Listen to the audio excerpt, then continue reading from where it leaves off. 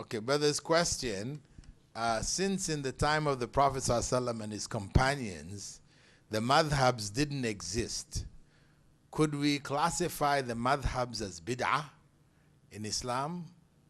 No. Because there are many other things which didn't exist.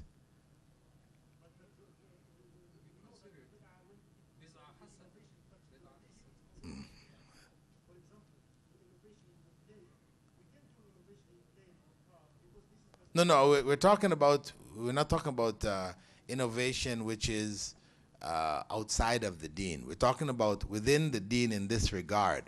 With regards to the madhab only represents a school of thought. In the time of the Sahaba, after the death of Rasulullah sallallahu alaihi wasallam, the Sahaba taught, and they taught fiqh. Now, you found in Mecca, certain Sahabas were there teaching. Some were in Medina. Some ended up in Basra. They taught in different places. And those who stayed around them, learned under them, you could say they were the students of the madhab of that Sahabi. But they didn't use the term. They didn't use the term. You know, but it is known.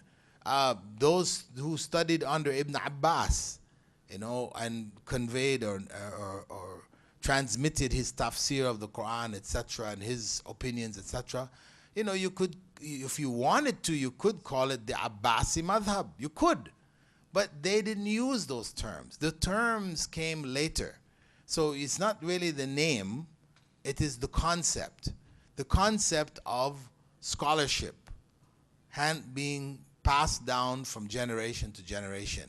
This concept is a part of Islam. It's not outside of Islam.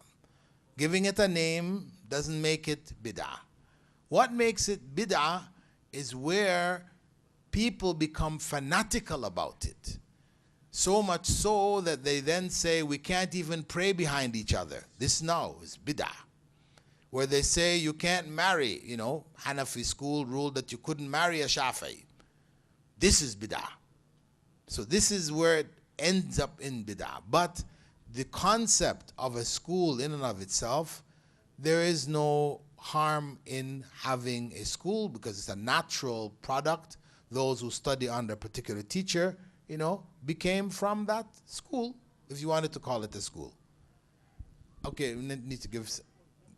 You had 2 shots, brother. No, we can't give the other people a chance now.